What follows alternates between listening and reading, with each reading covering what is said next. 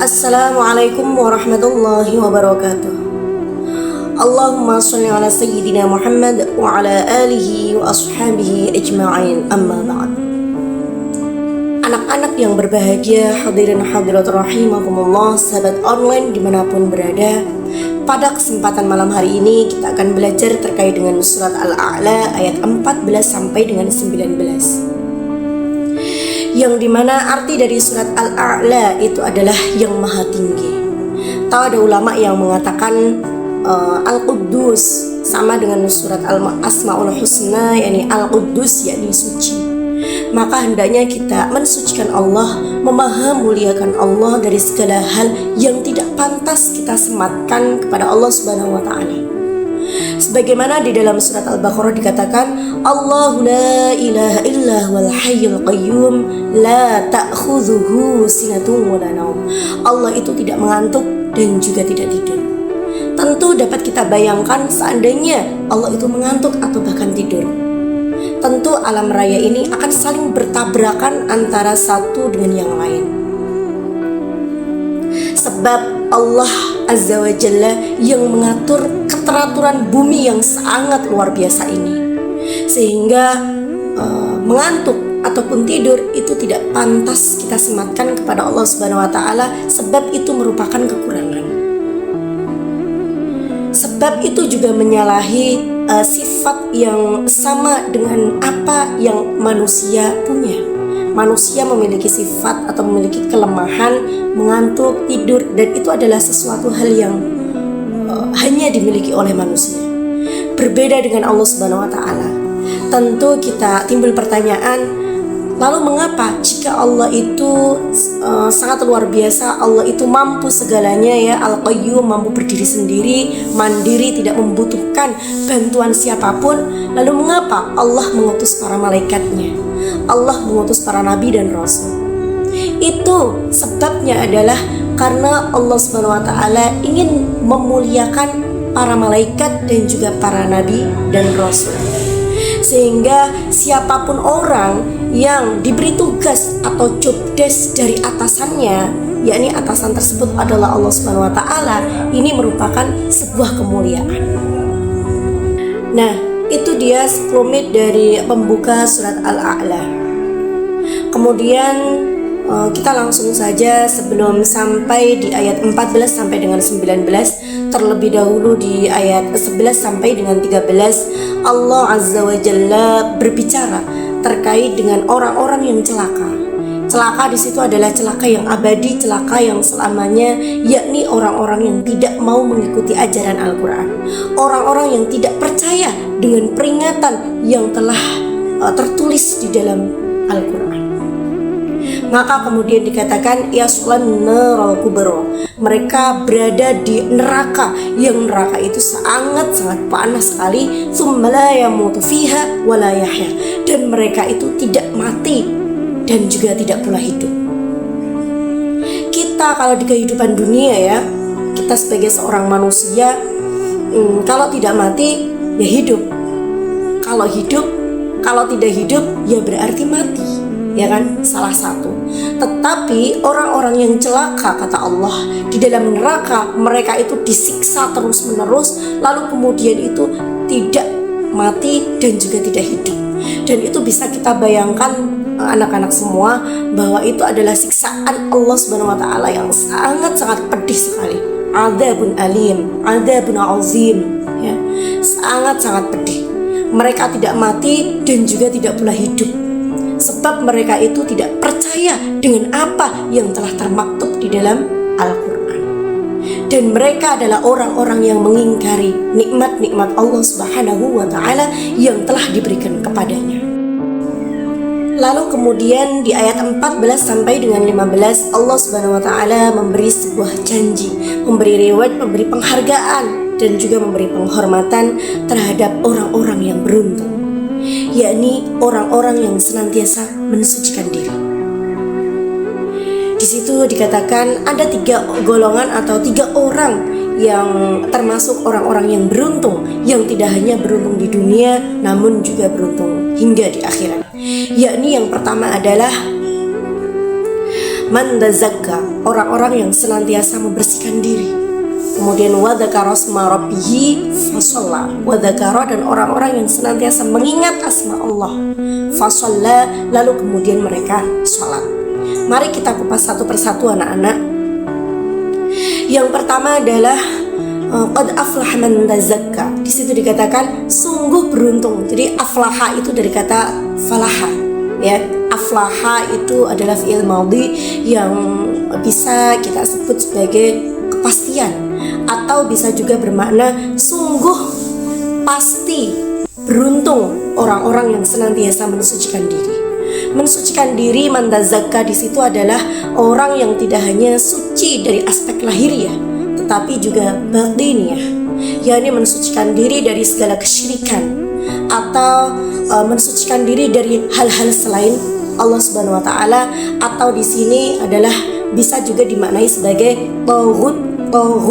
Apa itu tauhid? Tauhid itu adalah sesuatu yang disembah oleh manusia, baik itu jabatan, harta, pangkat, hal-hal duniawi, dan hal-hal lain yang itu menghalangi jalan kita menuju kepulangan akhirat, atau jalan kita menuju tawajuhnya, atau menuju Allah Subhanahu wa taala. Jadi yang pertama adalah mensucikan diri dari hal-hal yang mengotori diri kita sendiri, yakni kita harus mensucikan dari apa saja selain Allah Subhanahu wa taala, ya. Kita senang dunia, mungkin kita cinta harta, pangkat, jabatan, karir, dan lain sebagainya. Sesuatu hal yang menghalangi jalan kita menuju Allah Subhanahu wa taala, yaitu itu berarti mensucikan dari kesyirikan, kemudian dari kekufuran, dari dosa, dan juga dari maksiat.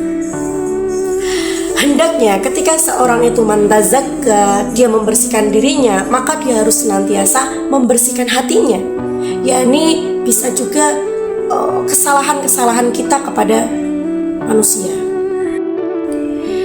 Jadi mensucikan diri dari hal-hal yang mengotori hati manusia dari selain mengingat Allah Subhanahu wa taala. Lalu kemudian aspek yang kedua adalah mensucikan diri dari iri hati, dengki, hasad, sum'ah, ujub, riya, dan lain sebagainya. Atau bisa juga kita senantiasa membersihkan diri dari prasangka-prasangka kita terhadap Allah dan juga terhadap sesama kita. Suudzon, ya, atau berprasangka buruk terhadap orang lain, itu harusnya kita hindari. Pamer atau riya, sum'ah, ujub, ya, ingin dipuji, kemudian ingin mendapatkan followers, ingin mendapatkan sesuatu pujian dari seorang manusia, itu adalah sesuatu hal yang mengotori hati, sesuatu yang menjadikan hati kita itu menjadi gelap. Sebab apa nak? Hati manusia itu seperti cermin, ya. Jadi cermin itu bisa memantulkan sinar, bisa memantulkan cahaya, manakala cermin manusia itu bersih. Sebagaimana hadis Nabi SAW mengatakan, ala inna fil jasadi mudghah, idza saluhat saluhal jasadu kulluh, wa idza fasadat fasadal jasadu kulluh, ala wa hiya qalb. Ingatlah bahwa dalam tubuh manusia itu ada segumpal daging, dan ketika daging itu baik maka baik seluruh tubuh manusia, tetapi ketika daging tersebut buruk maka buruklah seluruh perangainya, dan daging tersebut adalah hati. Maka di sini hati itu memegang peranan penting, sebab hati itu yang mempengaruhi bagaimana cara pandang, atau bagaimana manusia itu berpikir, atau bagaimana cara manusia itu dalam melihat sesamanya. Ketika kita memandang orang lain dengan penuh cinta, dengan penuh husnuzan, ya, positive thinking, maka kemudian yang lahir dari kita itu adalah hal-hal yang baik. Tetapi sebaliknya, ketika kita sudah suudzon terhadap orang lain, kita sudah berprasangka buruk terhadap orang lain, ketika orang lain itu berbuat baik kepada kita, pasti akan kita cap sebagai perbuatan yang jelek. pasti ada saja sesuatu hal yang kita itu ambil dari orang tersebut. Dia mau aja nih cari muka sama aku. Sok baik deh dia, padahal di belakang kita tuh dia kayak gitu. Nah, kita tidak seperti itu. Kita tidak boleh mengotori hati kita dengan sesuatu hal yang tidak pasti, mengotori sesuatu dengan sesuatu hal yang berprasangka buruk atau yang menjadikan hati kita gelap. Sehingga ketika seorang sudah mencapai derajat hatinya itu bersih, hatinya itu suci, maka dia itu akan mudah menangis.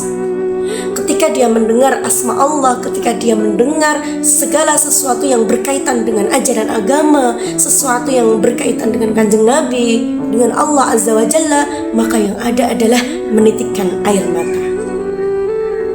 Maka sebenarnya ketika orang kok mudah menangis, itu bukan orang yang buruk ya, bukan orang yang cengeng, tetapi justru itu menandakan bahwa hatinya itu lembut, bahwa hatinya itu tidak pernah absen untuk senantiasa melafalkan zikir kepada Allah Subhanahu wa taala.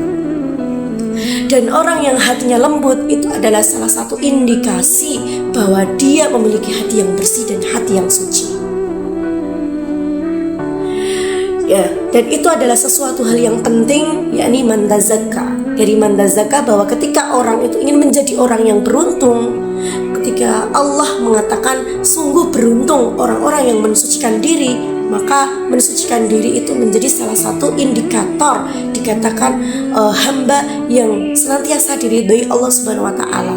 Maka hendaknya mantazakka di sini adalah orang-orang yang senantiasa mensucikan dirinya baik dari segi lahiriah maupun batiniah. Dia harus menjaga dari bagaimana pandangannya, dari bagaimana cara dia memuliakan orang lain, ya. Ketika seseorang itu kok hatinya baik, maka yang keluar dari perbuatannya, dari ucapannya adalah sesuatu hal yang baik. Tidak mungkin ke orang itu memiliki hati yang bersih dan suci, tapi dia selalu berkata-kata kasar, selalu berkata-kata jelek. Maka ayo anak-anak, mulai sekarang kita harus senantiasa menjaga lisan kita agar jangan sampai menyakiti hati orang lain. Sebab orang lain ketika sudah sakit hati kepada kita, maka ibarat kaca pecah. Meski bisa disambung kembali, namun tak akan bisa kembali seperti sedia kala. Jadi ketika orang lain itu telah terluka dengan ucapan kita, dengan perbuatan kita, maka orang lain itu akan tidak mudah lagi menaruh kepercayaan kepada kita, sehingga menjadikan hubungan pertemanan, hubungan persahabatan itu menjadi renggang. Dan mantazakka, orang yang senantiasa mensucikan dirinya baik dari aspek lahiriah maupun batiniah, dia akan menjadi orang-orang yang dicintai Allah Subhanahu wa taala, orang-orang yang senantiasa mendapatkan ridha dari Allah Subhanahu wa taala. Lalu bagaimana ketika kita itu mengalami yang namanya hatinya kotor atau hati kita menjadi gelap? Orang yang memiliki hati yang gelap, hati yang kotor, maka dia akan dikit-dikit suudzon, dikit-dikit mengeluh, dikit-dikit berprasangka buruk terhadap orang lain. Maka ada beberapa kiat atau cara untuk membersihkan hati. Yang pertama adalah kita harus menyadari dan mengakui bahwasanya hati kita itu gelap, hati kita itu kotor. Ketika manusia menyadari bahwa dia itu hamba yang hina, bahwa dia itu adalah hamba yang berlumur dosa, dia hamba yang pokoknya sangat-sangat jelek, sangat-sangat hina sekali, lalu bersimpuh di hadapan Tuhan dan dia mengatakan, ya Allah ampuni aku adalah hamba yang jelek, hamba yang hina, hamba yang berlumur dosa, hamba yang sangat-sangat kotor, maka ampunilah dosa-dosaku. Itu justru Allah Subhanahu wa taala itu bangga dengan kita. Justru kita itu akan direngkuh, kita akan dipeluk oleh Allah Subhanahu wa taala. Nah, maka salah satu kiat adalah kita tidak boleh malu, tidak boleh pesimis bahwa ketika hati kita gelap kita akan jauh dari rahmat Allah, ya. Jadi kita harus senantiasa optimis bahwasanya Allah Subhanahu wa taala akan menerima taubatan kita. Ketika kita benar-benar taubatan nasuha, ketika kita benar-benar menyadari bahwa hati kita itu gelap, hati kita itu kotor, maka kita akan senantiasa ingat kepada Allah, lalu kemudian kita bertaubat dan menghiasi perbuatan buruk kita dengan sesuatu hal yang baik. Maka dalam ilmu tasawuf, salah satu kiat manusia untuk membersihkan dirinya adalah yang pertama adalah takhalli. Takhalli itu apa? Membersihkan dari kotoran-kotoran dengan cara menyadari dan meyakini bahwa dia adalah hamba yang hina, bahwa kita adalah hamba yang sangat-sangat lemah, hamba yang tidak pernah terlepas dari kesalahan dan juga kekhilafan.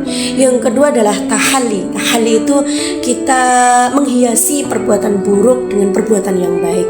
Kita benar-benar taubatan nasuha kepada Allah Subhanahu wa taala, lalu kemudian kita tajalli. Hendaknya dalam beraktivitas kita senantiasa ingat Allah, melibatkan Allah di segala aktivitas dan segala perbuatan yang kita lakukan. Lalu yang kedua adalah hendaknya manusia itu senantiasa atau melanggengkan atau mengistiqomahkan sedekah. Sebab ketika hati kita itu keras, maka hendaknya kita bersedekah kepada sesama kita. Kita bersedekah kepada makhluk Allah Subhanahu wa taala. Ya. Dengan bersedekah, maka hati kita akan menjadi lembut. Maka kepemilikan yang kita klaim, ya, kita kaya, misal kita itu berkecukupan, lalu kemudian tanpa kita sadari kadang kita itu sombong. Wah, ini loh nikmat Allah udah dikasihkan sama aku. Nah, kita seakan-akan sum'ah, ujub, ya, sum'ah, kita berbangga diri bahwa nikmat Allah itu telah diberikan kepada kita, lalu kemudian kita itu tinggi hati. Nah, dengan cara kita bersedekah kepada orang, maka itu akan melatih kerendahan hati kita, ya. Kita akan dilembutkan hati kita ini oleh Allah Subhanahu wa ta'ala. Maka kemudian kenapa kok hati itu menjadi sesuatu hal yang penting bagi kita? Karena hati itu akan mempengaruhi segala hal yang manusia lakukan, segala hal yang manusia tatap, segala hal yang manusia lihat. Lalu ayat selanjutnya yakni wa dzakara asma rabbih fasalla. Yang di sini dikatakan bahwa aflaha, indikator aflaha yang kedua adalah wa dzakara asma rabbih, yakni senantiasa mengingat Allah. Di sini dikatakan bahwa kombinasi aflaha, kombinasi orang yang beruntung itu adalah senantiasa mengintegrasikan atau mengkombinasikan antara iman, ilmu, sholat dan juga amal soleh. Dari teori ke praktik, ya. Seseorang berzikir, menyebut asma Allah tidak hanya sekedar di otak, tidak hanya sekedar di lisan, tetapi bagaimana asma-asma Allah itu direfleksikan di dalam hatinya. Bagaimana kemudian asma-asma Allah, sifat-sifat Allah yang maha agung dan maha luar biasa itu dijadikan spirit dari bagaimana dia itu mendekatkan diri kepada Allah dengan merefleksikan ciptaannya, merefleksikan kekuasaannya, bahwa Allah Subhanahu wa ta'ala adalah Tuhan yang Maha Esa. Maka kemudian ketika zikir itu tidak sebatas di lisan kita ucapkan, tapi kita refleksikan dalam batin kita, kita jadikan motivasi bagaimana kita itu mengaplikasikan kebaikan-kebaikan sehingga orang lain itu merasa aman, nyaman, ya, terhadap kita. Maka kemudian di situ ada yang namanya ma'rifatullah. Kita mengenal Allah, kita memahami Allah dengan melalui ciptaan-ciptaan Allah. Maka di dalam surat Ali Imran disebutkan inna fi khalqis samawati wal ardi wa ikhtilafil laili wan nahari la ayatin li ulil albab alladzina yadhkuruna Allaha qiyaman wa qu'udan wa 'ala junubihim wa yatafakkaruna fi khalqis samawati wal ardi rabbana ma khalaqta hadza batila subhanaka faqina adzabannar.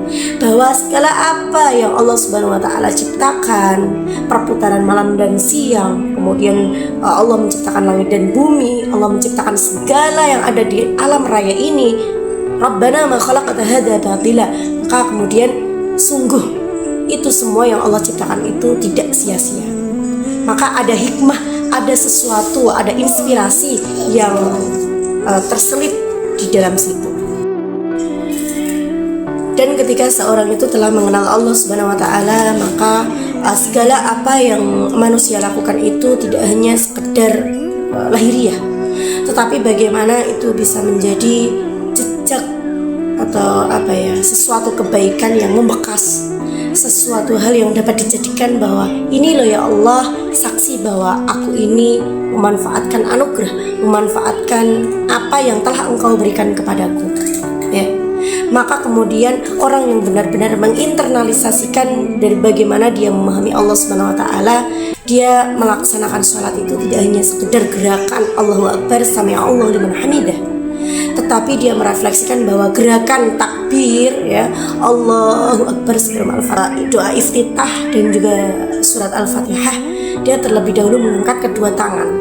Itu kan berarti bisa juga tanda menyerah bahwa kita itu tanpa pertolongannya, tanpa ma'unahnya, tanpa kekuasaannya, tanpa kemurahan hatinya, kita itu tidak ada apa-apanya, kita tidak bisa melakukan apa-apa. Itu adalah bentuk kelemahan kita, bentuk pengakuan diri kita bahwa kita itu lemah tanpa pertolongan Allah Subhanahu wa taala. Ada juga filosofi yang mengatakan mengangkat kedua tangan itu berarti kita meniadakan hal-hal selain Allah. Minggir sike, ya ibaratnya minggir sike, atau nanti dulu urusan-urusan duniawi. Saatnya aku akan menghadap kepada Robku, kepada Tuhan yang menciptakan aku dan yang membimbingku dunia maupun akhirat. Lalu kemudian kita berdoa sedekap, itu juga ada filosofinya, bahwa kita itu bersiap senantiasa ketika kita dipanggil oleh Allah kapanpun, dimanapun, dan dalam kondisi apapun, manusia harus memiliki kesiapan. Maka itu yang dinamakan dengan bagaimana manusia itu agar menghabituasi sesuatu yang baik, menjaga kemurnian dan juga kebersihan hati kita agar sewaktu-waktu kita dipanggil Allah Subhanahu wa taala, kita itu telah siap. Maka ini inti dari surat Al-A'la ayat 14 sampai dengan 15. Qad aflaha man tazakka, sungguh sangat beruntung orang-orang yang membersihkan dan juga mensucikan dirinya dengan hati yang bersih, ya. Yauma la yanfa'u malu wala banun illa man atallaha biqalbin salim. Yang dimana pada hari itu harta dan anak-anak tidak berguna, illa man atallaha biqalbin salim, kecuali orang yang menghadap Allah dengan hati yang bersih, dengan hati yang tulus, dengan hati yang ikhlas.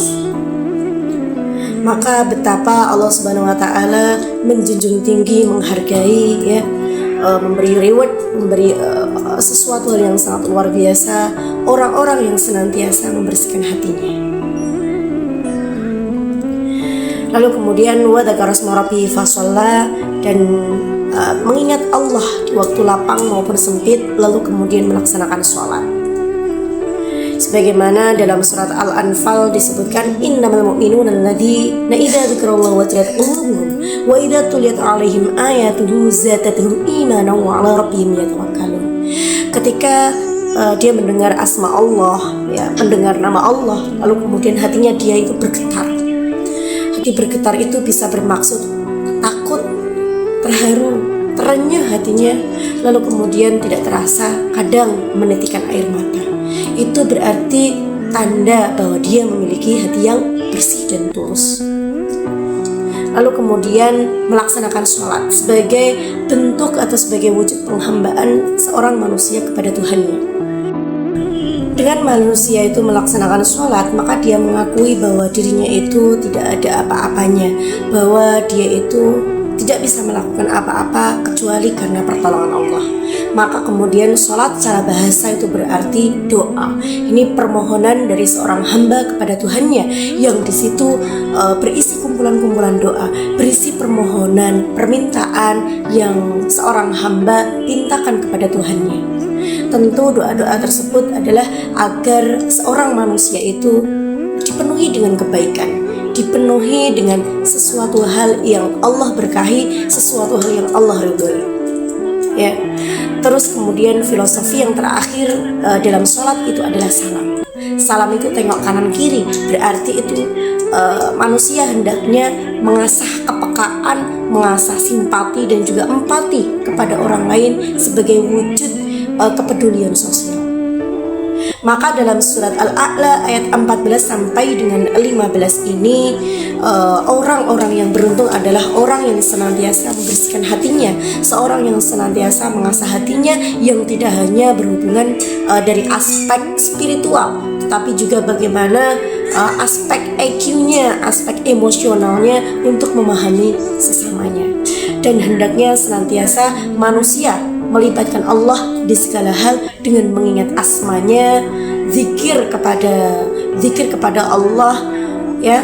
Kemudian merefleksikan apa yang manusia dengar, apa yang manusia lihat dari segala ciptaan-ciptaannya ini, agar senantiasa terus mendekatkan diri kepada Allah sehingga menjadi hamba yang benar-benar diridhoi oleh Allah Subhanahu wa taala. Sampai jumpa di bagian selanjutnya. Kita akan mengkaji surat Al-A'la ayat selanjutnya, yakni ayat 16 sampai dengan 17. Wallahu muwaffiq ila aqwamit thoriq. Wallahu a'lam bissawab. Wassalamualaikum warahmatullahi wabarakatuh.